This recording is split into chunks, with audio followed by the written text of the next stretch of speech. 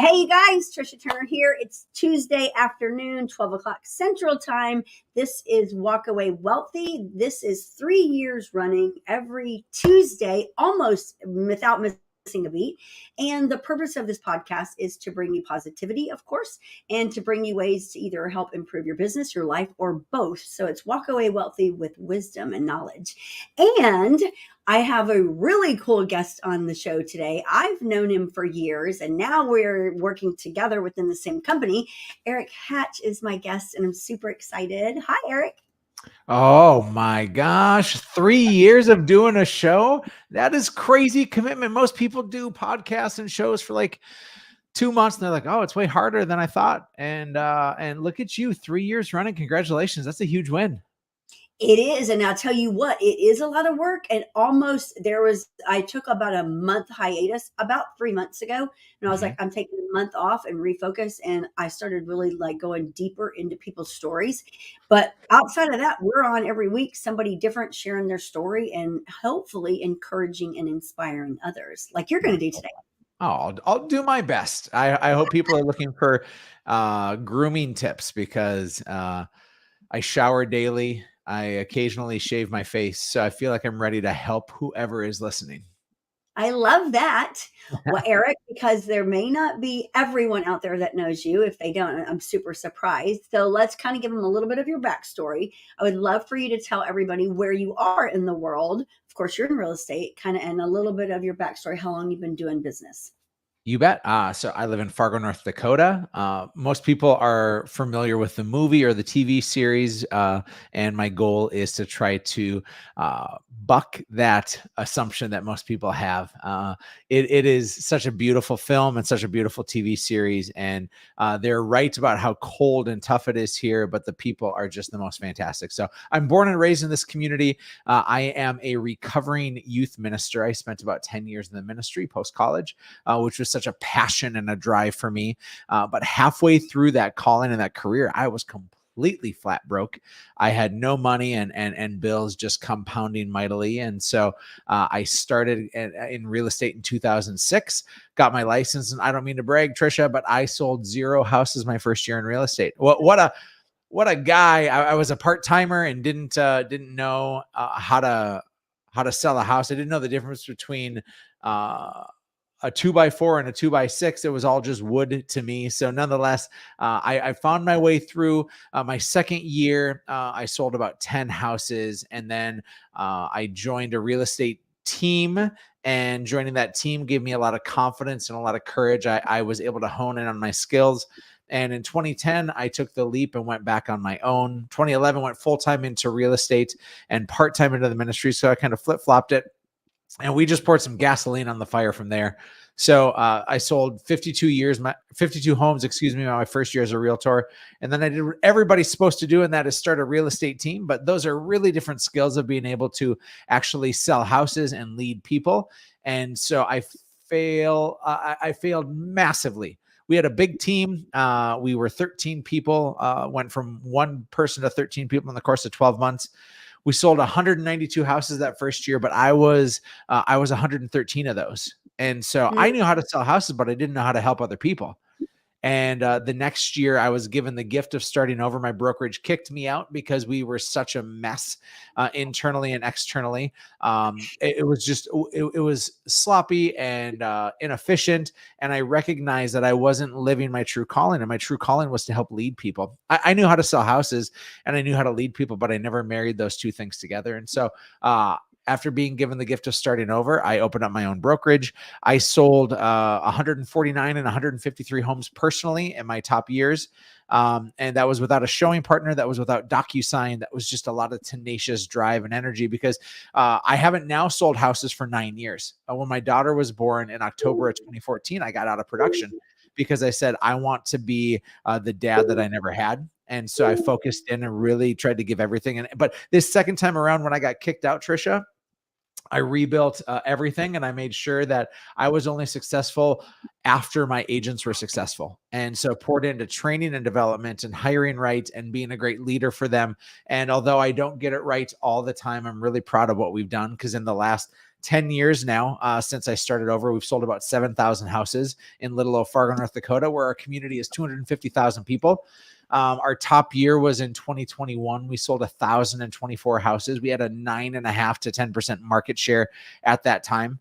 And so we've sold a bunch of houses. We've helped a bunch of people to find really great success. And about 7 years ago, my partner, Robbie T, and I recognized that people were now knocking on our door, the Trisha Turners of the world, saying like, hey, I see that you're doing something different and special, and I want to learn from that. And so we had a couple elements to our coaching company, cleverly called Hatch Coaching, that we launched 7 years ago. We did events really well in masterminds, which we're still doing today. We do one-on-one coaching. We create products that help people out. And so all these things are rooted with the idea that we have to redefine how people treat people, that we have to be in a service-based industry, and we have to care greatly, not just of our clients, but even more so of our team members. So from the language we use to the leadership that we show up with to the systems and tools, we're giving what we believe is the top 1% of realtors a leg up on their competition. And so that's what we're doing now. And I am just so on fire for it. 2 years ago, after having my independent brokerage open for 7 or 8 years, we moved and joined forces with Real, which is how we're partners now, Trisha. And I found that Real has been the best business move I maybe have ever made. And so I have 3 worlds. I have my real estate team, I have my coaching company, and then I have the growth and the power that I get from Real. And so those are the 3 legs to my stool. Excuse me. You know what? But like that, we're going to unpack all of that. But I think you have 4 because you threw in there part-time ministry too. Yep. And, so not only, I believe, like not only whatever you're doing as far as that ministry goes, but honestly, leading real estate agents is like running a ministry because this is a hard industry. We're counselors, we're like financial advisors, we're everything rolled into one. And we, no matter what's going on in our personal life, if we raised our hand and said we'll lead the agents and we'll be there for them, we have to. So you're a minister to them. And a lot of times they can't do what they do without you, period. Yeah, well, thanks for that, Trisha. It's in fact the lens that I use for everything. Is I'm still that passionate man of faith and service, and so my coaching company gets that, and my people at Real get that, and my real estate team gets that, and so it's the literal view that I have of everything. My faith is not something I tend to on Sunday mornings. It's the every moment of every day. It's the way in which I'm trying to serve. And boy, do I fall short very, very often. And yet it is the North Star for me at all turns. I love that. Okay, so y'all, I hope get ready to take notes. So if you just listen to all that he said, wow. First of all, he's right about Fargo because every time I see Erik, I think of the movie Fargo. And I've never been to Fargo, so I don't know anything about it. All I know is what I've seen from the movie, and I envision this little town. So for you to be able to do and continue to do that kind of production, I think you must like own Fargo. Like you guys must be doing everything there. And when you talk about Robbie T, you guys, I met Erik and Robbie through their coaching. And so Robbie was like training up our ISAs. If you don't know who Robbie is, he's like the master of He's the ISA. guy. Yeah, He he's the best lead conversion and ISA coach in the industry, bar none, hands down. He is the best of the best. Yep. And that's how I met you guys. That's how y'all came into my world years ago. And so for y'all to have that success story, relentless, which is one of our core values here, you are clearly, because getting kicked out of a brokerage, which is kind of hard to do, getting kicked out, like getting kicked down, falling down and continuing to get back up and rebuild. And I'm going to do this. I'm going to do it again. I'm going to do it this way now. And then clearly you have found what works. What is like your secret to that drive and that relentless, never giving up mentality that you've maintained? Boy, I appreciate that question. There's a scarlet letter that gets placed on one's forehead when you fail. I had such a hard time in 2013 when I fell to the wayside. And I can point out, it was 2013. It was 2018 in my life. It was 2008, and it was end of year 2022. I have 4 defining times in my life and my business in which it all just felt like it came crashing down, right? And each of those, so I guess I'm holding out for 2028. It's going to be a great year until then. But it's this like painful 5-year point. And I think, Trisha, I've understood that I'm playing an infinite game. Simon Sinek has a book called The Infinite Game, and it's one of my more fantastic reads that I've had in the last few years. And it's about how we're on this continual journey, and there's no actual like wins and losses if you're on this journey for impact. And the calling in my life, and I write about it in my first book. I have the privilege to have written a couple of books now. And in my first book, I talk about how my goal is not to have this incredible autobiography, but it's instead to be a chapter in as many other people's books as possible. And so when I have that as the end goal, and I have that as the focus for my calling, when I get kicked out of my brokerage in 2013, I recognize that, yes, it's really difficult for me. And I'm easily and could have crawled into a hole and just gone and grabbed a 9-to-5 job. But when I'm clear on the calling that God has given for me in my life, I understood that I had a lot of impact to make still. And me sitting on my pity pot wasn't going to serve anybody. And don't get me wrong, there were a lot of days and moments when I sat on that pity pot. But I remember my coach at the time was a man named Steve Couch, just a brilliant and kind-hearted man. And he had challenged me. I called him after I had been kicked out. I went to a rebound girlfriend brokerage for 9 months. And I made a terrible financial decision. This was a builder that I was representing that had their real estate license on ice. They were just allowing me as the guy to represent their whole thing. And so I was getting an extra 50 or 60 transactions a year from this one builder and this relationship that I had cultivated. And they said, well, you can come and sell with us. And I'm like, awesome, this is great. And then they took my 3% commission and brought it down to 2%. They took what I was at KW at the time. I was paying in $20,000 a year in cap and franchise fees and that sort. And I had to pay $100,000 to be at this brokerage over the course of a year. It wasn't on a 12-month contract. It was just like, so I had paid in that 9-month period. I had lost about $100,000 on commissions because of the bad deal I had made. I had paid in an extra $100,000. So now I'm $200,000 in the red on this. I was still selling a bunch of houses, but when I got kicked out, Trisha, I'm like, I got to go where I have opportunity. Again, I thought I was worth nothing. And so I did a deal in a short-sighted kind of vision thinking, hey, this deal is going to be great. And then when I chose to go to my brokerage, I left like a thief in the night, thinking that that's how real estate needs to happen, right? You make your move and then you go back after and say, hey, thanks for this chance, but I'm gone now.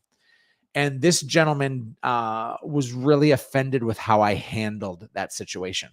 I received some bad advice from people, and I didn't have the conversation with him in the beginning about what our divorce and our breakup would eventually look like. And so he was really offended, feeling like he took me in under his wing, and he did take me in under his wing, and I'm grateful for it. And that he gave me a chance when I had this scarlet letter on my head, which he did. And again, I'm thankful for it. But I misinterpreted how to handle the leaving, and he was a man who wanted to punish me for that. And so after opening up my own brokerage in January 2014 in North Dakota, when no houses sell and it's the dead of winter, I had bought a building. I had risked all my money. I had just spent an extra $200,000 just to be in business relationship with him. He kept $130,000 in unpaid commissions to me after I left. Wow.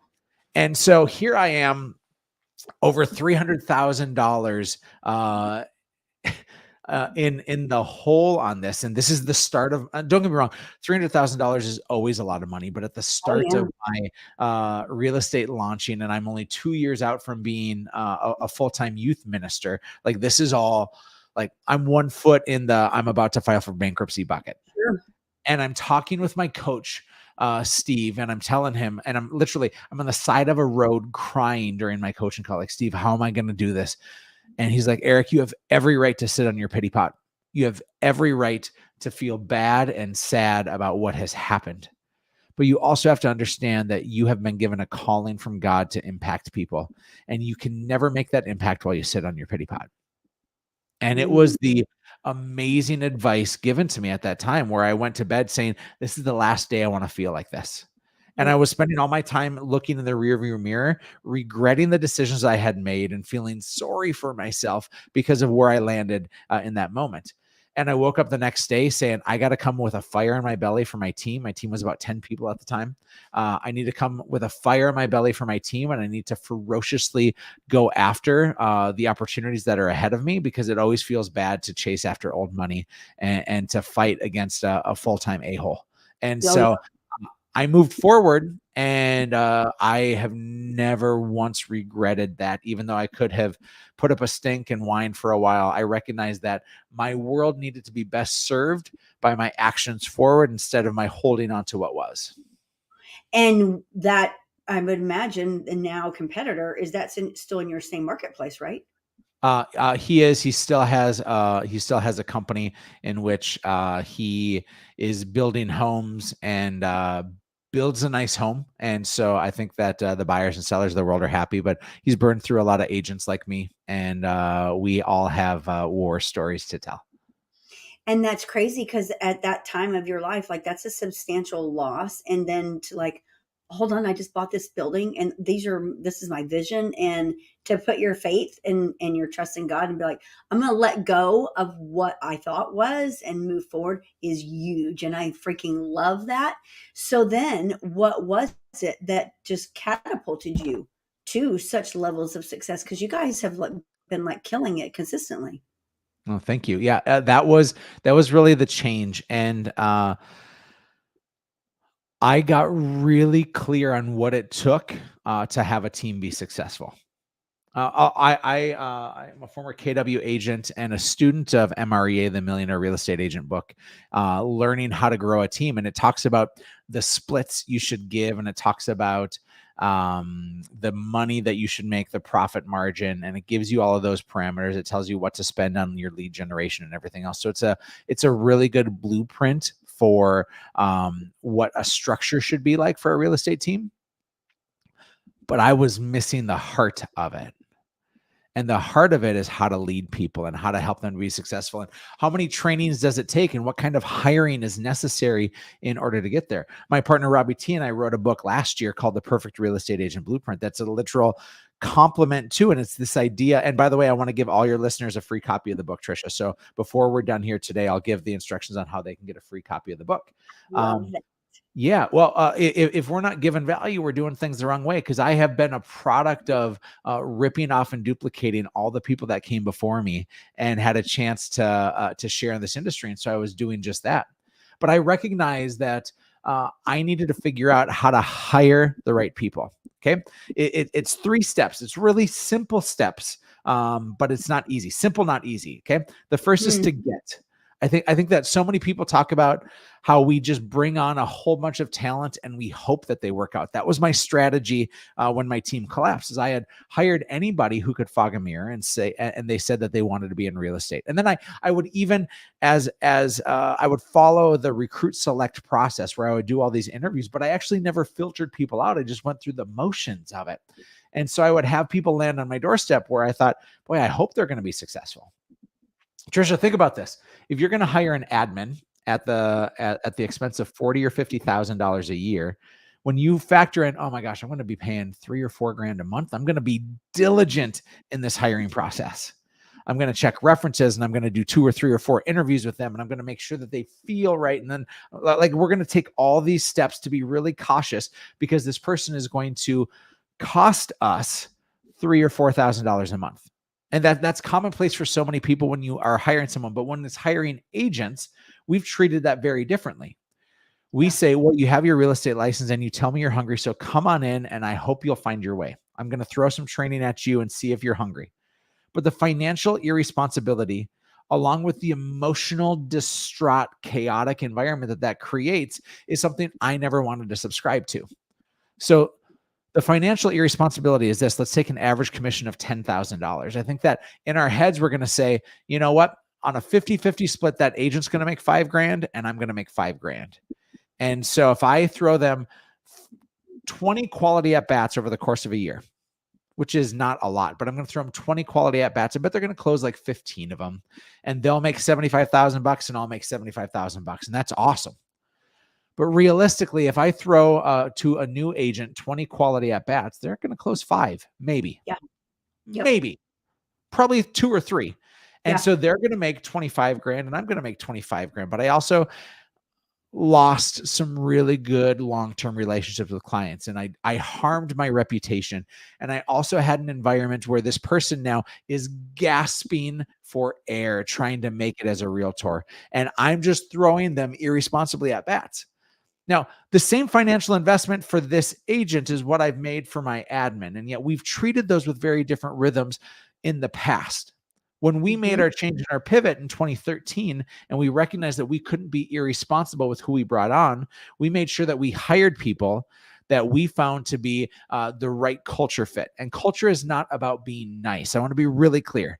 Culture is not about being nice. Sharon, the president of Real, says that culture is about cadence. It is the thing that we're doing in our environments over and over and over and over and over again that produce great results with how we serve people, with how we show up with the right kind of hunger and energy and tenacity. That culture is cadence. And we made sure that our people very early on fit the culture. We also made sure that they had a chip on their shoulders. We made sure that they were coachable. We made sure that they were willing to pour in and do the 2-a-days like I used to have to do in football practice, that we would do the 2-a-days in order to get ourselves into season. And so we were really clear on that. So the very first thing we did is we made sure that we got great talent. So the first is get. Second is train. Okay. To train people is not what you do and you say, well, how long does training take? Well, onboarding is a 3-week process for an hour a day. If you ever go to the Ritz-Carlton and you understand the model of how they work, they train to excellence. They don't just train to standard, they train to excellence. And they make sure that people are not just competent, but yet they can see and feel those things. And so we made sure, Trisha, that very early on, we trained our agents 3, 4, 5 days a week. Relentless training, nonstop training. Yep. The best example I can give is this: is I remember 12 to 18 months ago when the 2-1 buy down first came into real estate. Yeah. And us seasoned agents were doing this. It's like, all right, Trisha, so you have this opportunity to this 21. This 2-1 buy down, and it works like this. Okay. Is the lender's going to, no, I'm sorry. The seller's going to pay for this discount. And it's a 2-year discount, but then it's a 1-year. Okay. Now hold on. Let me get it right. When we first articulated, because it was brand new to us, even though we were seasoned in the industry, we stumbled on our words because it was this new concept that we had never dealt with. Yeah. And I'm a member of Place as well, which is it's like a team for teams, and it's super valuable. And the president of Place is a man named Chris, right? Yep. And Chris used to be the CEO of Berkshire Hathaway, Chris Stewart, and he's just a brilliant man. And he said something at my mastermind this summer that stuck with me. He said, we often underestimate what we know, and we overestimate what other agents know. And it was really powerful. And I took that to say, is that reflective on my team right now? Because I'm 15 years plus in this business with 7,000 transactions under my belt and a coach of the top realtors across the country. Like, I probably know a thing or two. Yes. And that's not ego. That's just confidence that I know a thing or two. And the new agent who's been on my team for 18 months or 8 days or whatever else it may be, do they know and can they see what I have? And I still need to get better every day, just like they need to get better every day. So we need to make sure if we get great talent that we train great talent, and training is nonstop. How we found our success over the last decade is consistent, nonstop training, that we have never arrived. We are consistently the greatest students in the world and the most coachable people. The final piece go ahead. With your team, like, because I find that a lot of leaders, they believe there's a certain level of success that they're trying to get to. And a lot of times they get to that level of success, but while they do that, they abandon their team or those that they were leading once they've reached that. And I find that that's a big problem in our industry. What's your thoughts on that? It is probably the biggest problem for people who have great teams. And it's one of the retention issues that I had as a big, oh crap, In fact, that's a perfect transition piece, because the retain piece is what is a difference maker. And so there's a couple elements of the retention piece, right? Get, train, and then retain. When you have somebody great, I encourage you to read a book by Mike Michalowicz. He's best known for Profit First, but he wrote a book called The Pumpkin Plan, in which have you read The Pumpkin Plan, Trisha? I have not, but I've read Profit Oh my gosh. First. It's profoundly simple and yet really challenging. Mike talks in the book about how he studied pumpkin farmers, people who grow those blue ribbon winning, giant, world-class size pumpkins, right? The ones that you go to a county fair and everybody takes their picture with. Not the 10-pound pumpkins that sit on our porch during Halloween, but instead those giant 1,000-pound pumpkins. And he's like, our world should be drawn to and hoping to create those big pumpkins. And so he has 7 steps that he has for the pumpkin plan to have those. And I think that those are our top agents on our team, are those pumpkins, right? He writes the book actually talking about our clients and figuring out who those pumpkins are as our referral sources and people that galvanize us all the time. But I read it first as a leadership book. And I recognized that the mistake I was making was step number 6 of the pumpkin plan. And step number 6 of the pumpkin plan is give all your attention to your big pumpkins. Think about it. If you have an agent on your team, Trisha, who sells 5 or 10 homes a year, or is a brand new agent, we give them a ton of energy to try to get them to launch and to try to get them to be really great. And then they become an agent that sells 25 or 30 or 40 homes a year. And we think, you know what? They got it figured out. They don't need much of me anymore. And so we change our value proposition from our leadership to our leads. Yep. And that is a cancer for real estate teams, is when the value proposition now turns on the leads in which you provide. What the pumpkin plan says is run to your big pumpkins. Give them your customized energy, give them support, give them love, challenge them and coach them regularly.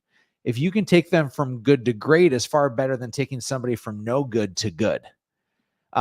So what we look to do is we look to build individual business plans for those top agents. One of the ways in which we do so is with our agent partner or showing partner model.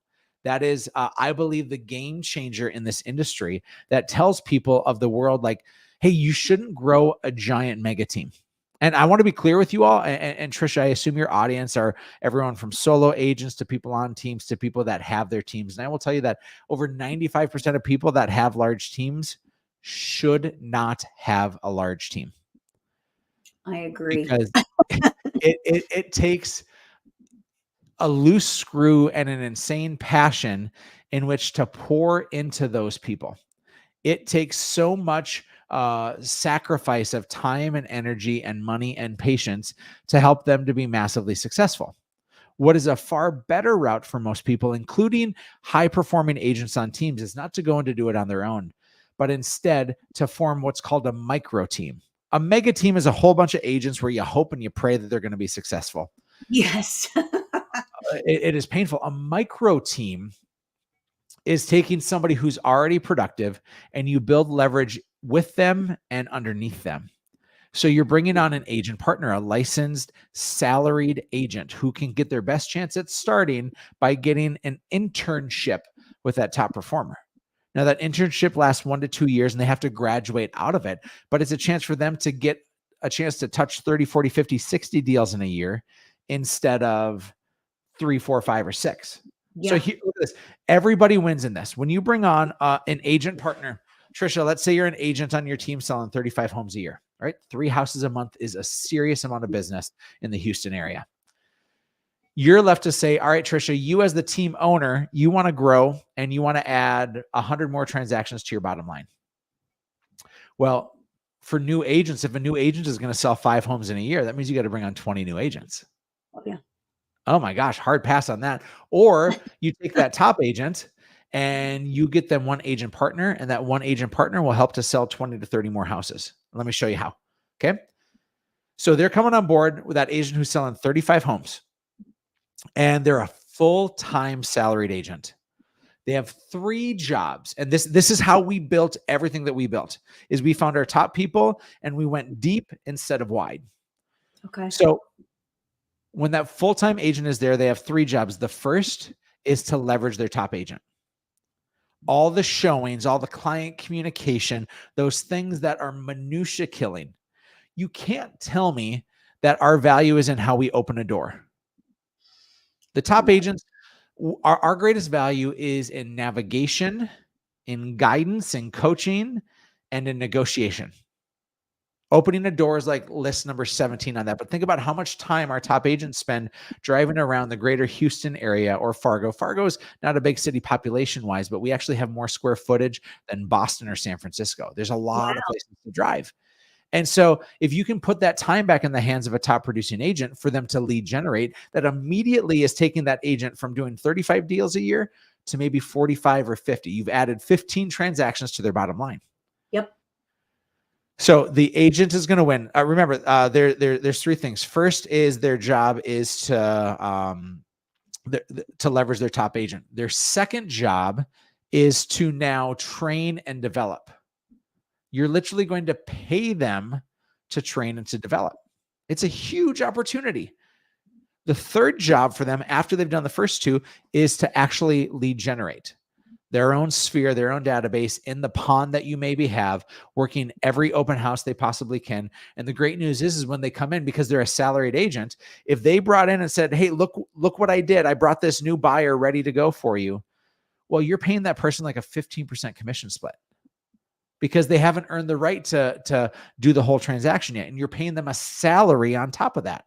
Yeah. And so you're maintaining profit. That's going to add on another 5, 10, 15 deals for you at the end of that year. Yeah. And so you've just added 30 deals to your bottom line. You went from 35 to 65 deals. You, as an agent, make more money and you get more time back. Yes. Huge. That new agent gets better training than they ever would have gotten before, meaning they're going to have a greater chance of success. Huge win and a gift you give to them. It's like pulling a slingshot back. You're holding them back. And when you hold them back and pull back further, they're going to run faster and farther than anybody else. Oh, yeah. And the third way is now the client wins because they get 2 for the price of 1. They're literally getting a doctor and a nurse instead of a distracted doctor who has way too much on his or her hands. And so it is the greatest win-win-win in this environment. It's the thing that most people think that they need to build a traditional team. And the traditional team, as far as I'm concerned, should be a dying model for most. Leaning on and building a micro team, something small with an admin or 2 of support and a showing partner or 2 of support can give you 150 to 200 transaction a year business where you're maintaining about 70% of the profit. Which is show me a team, Trisha, that has 70% profit. It doesn't exist except for in this model. I love that. And you guys, like I've never been to Montana other than to go to your mastermind. And you were the first one I ever heard talk about that showing partner model. And it made sense. It was like, you know what? Because that's part of the problem is in real estate, you're not going to get in a commission-based income. You're not going to have any income whatsoever for at least 90 days typically. And usually it's 6 months. So when you're talking about a salary position from go, that's number one, very attractive to a lot of people. But then, like you said, like it's hands-on training and they're working with top producers, like the best of the best. Mm-hmm. Mm-hmm. How could you go wrong? Every single agent on my team that averages 40 plus transactions started as a showing partner. Understand that.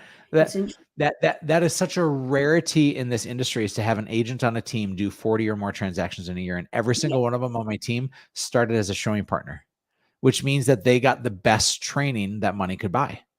Throwing somebody to the wolves and throwing your leads at that person is financially irresponsible, and you're setting that person up for failure. There's an 87% failure rate in this industry, Trisha. And the reason why is because the bar is so low to get in, and then the training is god awful. You're putting people in situations where they're designed to lose. I want to put people in situations where they're designed to win. And I want to figure out who are my big pumpkins on my team and how can I build leverage for them financially. When I started this model, it was 2014. I started this model with 2 people, and my agents were like, I can't pay for this. There's no way I can pay for this. And so I said, so if you aren't willing to take the risk financially, would you be willing to adjust a split until we prove that the model works? And they're like, sure, if this helps me close more deals, but I don't know if it's going to help me close more deals. And now it is like the thing that everybody wants and craves is I better have a partner, because when I have a partner, I'm going to double my business. I'm going to save time and I'm going to make more money. Like the American dream is not home ownership. The American dream is you want to make the most amount of money in the least amount of time. That's the American Yeah. dream. Yep. And thinking wisely is great. This book that we wrote, Trisha, is no joke. The Perfect Real Estate Agent Blueprint is a guide to how to build a real estate team, both with the heart and the business structure, because you got to know the profit margins that you need, and you got to know where to spend and how to spend, but you also need to know who to hire and how to hire and when to hire. And we lay all that out for you. So here's how your audience gets it. Okay. Find Okay. me on Instagram, Real Erik Hatch. That's Erik with a K, Real Erik Hatch. And all you need to do is DM me one word, and that word is blueprint. The AI will take over from there. Don't put anything else in there. Just DM me the word blueprint, and we'll give you instructions on how you get a free copy of this book. We'll mail it to you. You just got to pay shipping and handling. I'm going to give a testimony on that book because I actually, of course, have the book and have read the book. And there's two parts to the book. So the second part of the book is the blueprint. Like, this is what we did where we went wrong. And then this is the Hatch way of doing it where we went right. And he and Robbie literally outlined, like, do this, then that. And these are the results that you'll get. And, like, pay everything. It's insane. Super cool that you did that.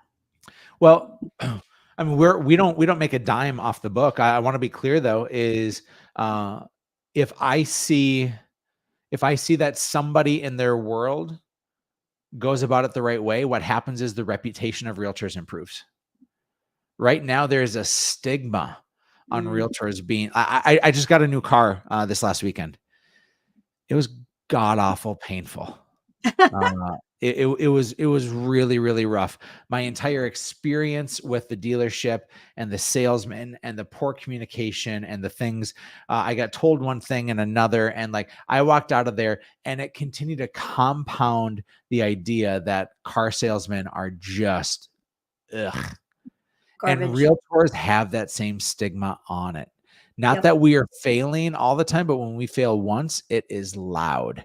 Oh, yeah. It is something that carries a reputation. So in this industry, if we can better train people and give them more consistency and help them to make healthy money, I think two things happen. One is the stigma of realtors starts to lessen.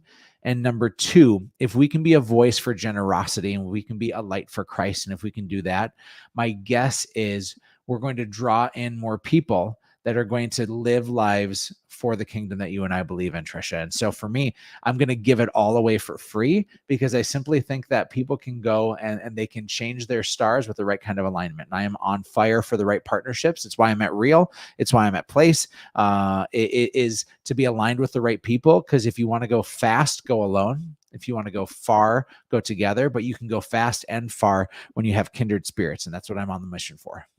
I freaking love everything you just said.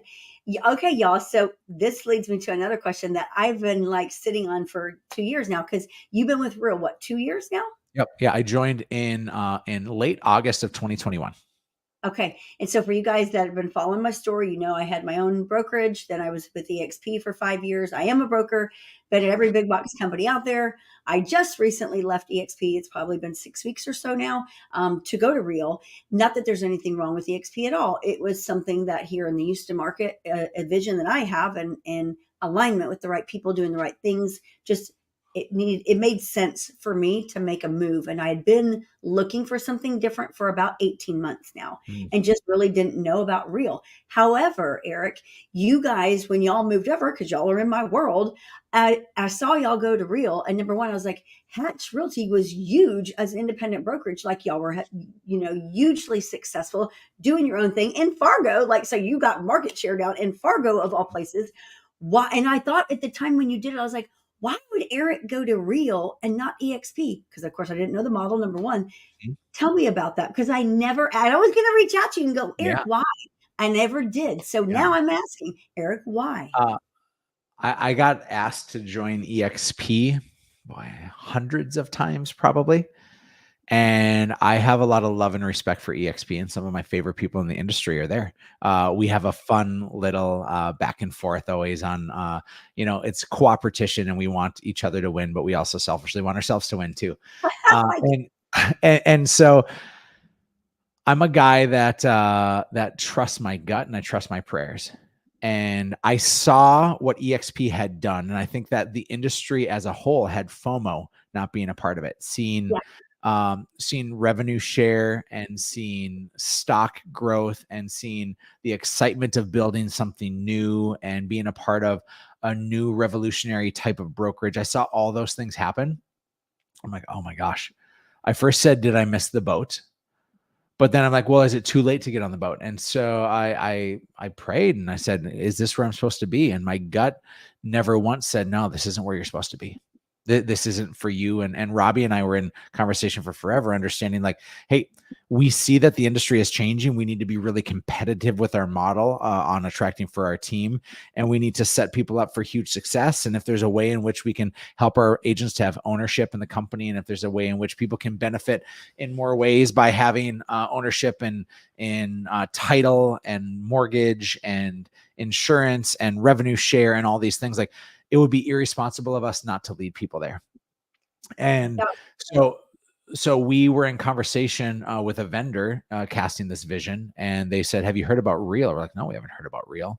What's Real? And at that point, it was probably 1,200 agents or so. And 2.5 years ago, I saw Real. And so I got a conversation very quickly with Tamir Poleg, who's the CEO. And this was in March of 2021, the height of COVID in New York City. And they were meeting for the first time in a year after the pandemic had shut them down. They were meeting for the first time in the year. And Tamir lives in Israel, and he was meeting with his C-level executives and his board. And they gave us a day and a half of their time. So I flew out there with Robbie, a couple other team members, and some other team leaders in the industry for us to go and experience and see what this company was all about. We were like, if we move over, we have to make sure that this is the right place for us. Mm-hmm. And there was just a feeling, Trisha, of the cadence and the culture and the respect that people had and the lens that they viewed the world through. It was like, these are our people, just that feeling of like, these are our people. Yeah. And so I sat with Tamir, knowing that I have this huge team and that I am the biggest whale that they've ever had on the hook.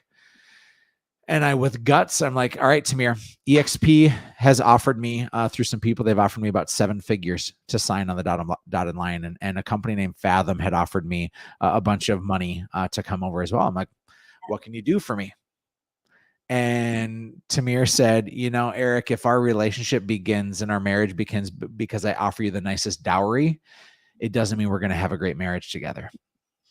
And I'm like, son of a gun. And then he goes on to say, listen, if you're looking for an advantage, the advantage is in the model. It's already built out there. And it was just everything he said was a statement of character. And it was a statement of like, this is a leader that I am going to be proud to follow. And this is somebody who I strive to be like. And so alignment mattered a lot for me 2.5 years ago when I made the decision. And it matters to me even more today that I spent 10 years of my life building a business in my name. And I'll be really honest with you, Trisha, that there was ego tied to that pretty heavily. And insecurity because I had failed, and insecurity because I have a bunch of daddy issues, and insecurity because I need other people's opinions in order to fuel me because I'm a super high I. And I came to a point in my life where I'm like, I'm going to be better when I align with people who are smarter and more talented than me. And those people, no doubt, have existed and continue to exist at EXP. But I didn't find myself perfectly aligned with their heart and the way in which they wanted to serve. I found that at Real, and it has been better than advertised since I came over. Now, I also want to be really clear. This company is not a 10 out of 10. It's not. There are things broken and wrong because growth is messy, and it's all these things are just not perfectly put into place. And yet I will tell you that even though this company isn't a 10 out of 10, They are striving every day to be a better version of themselves. And I feel like it's a moldable clay, that they're not dried, crusty Play-Doh where they say, we have all this figured out. And instead, we're shaping it every day based on the people that are here and our desire to serve and the ways in which we want to give back to our clients and to this real estate community. And so, even though it's not a 10 out of 10, it is aspirationally striving to be better every day. And I am in love with this company. I can't rave about it enough.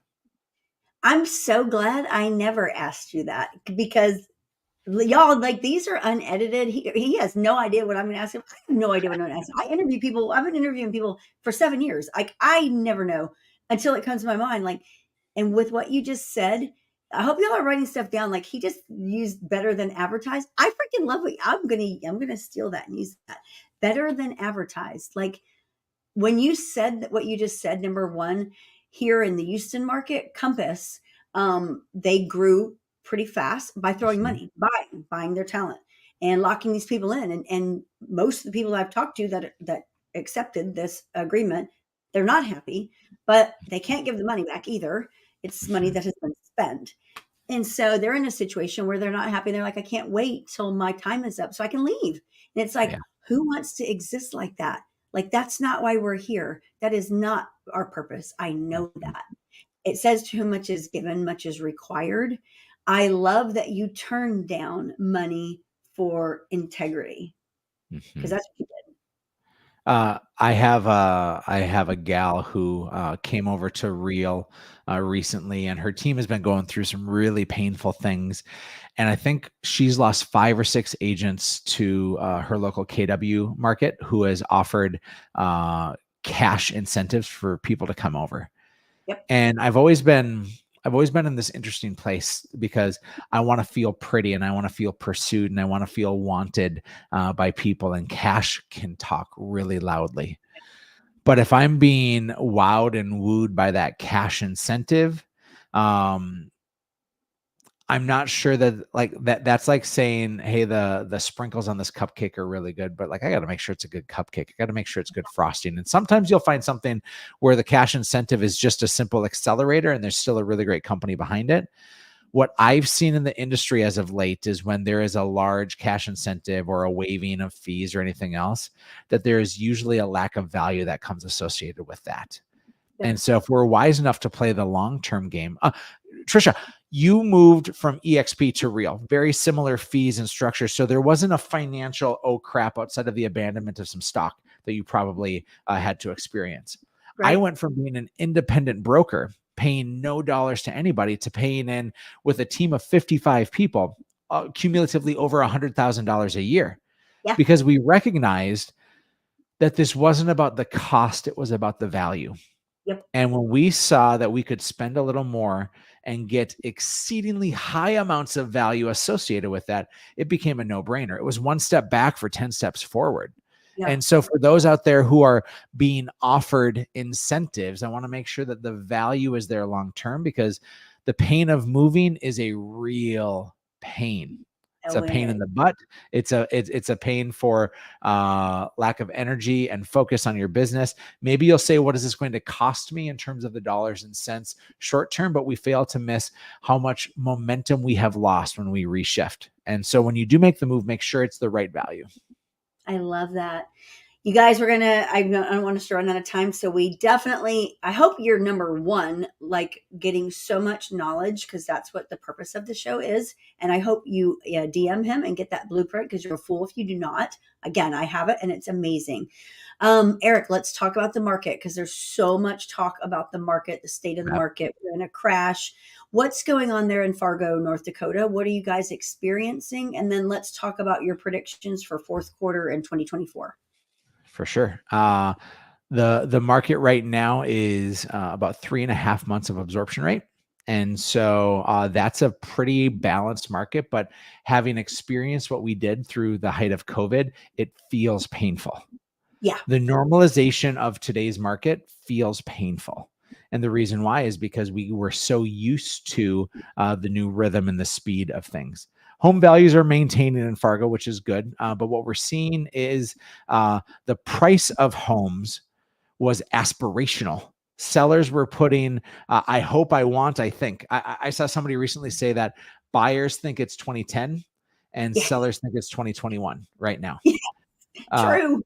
and so buyers want that deal because they're feeling the pain of interest rates, and they know that the chum in the water is there. And sellers remember what they could have gotten of, listing a home for 400,000 and it sells for 480, and instead that $400,000 home was already $50,000 overpriced and should have been 350. And so what we're seeing is a whole lot of pain for sellers needing to get better coaching, needing to get their stuff in alignment with one another. So that's where we find it right now.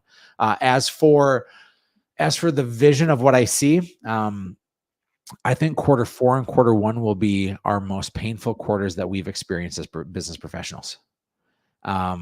I think that in the famous words of Game of Thrones, winter is coming, Really? and it is going to be really, really difficult. If I'm wrong, well, we'll be more prepared, and people will be better off.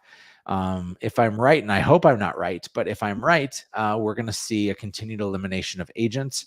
We're going to see people who can weather the storm are going to come out the other side. Because I think fast forward 12 months from now, and I'm imagining real estate will be in a healthier position because there's less competition for agents.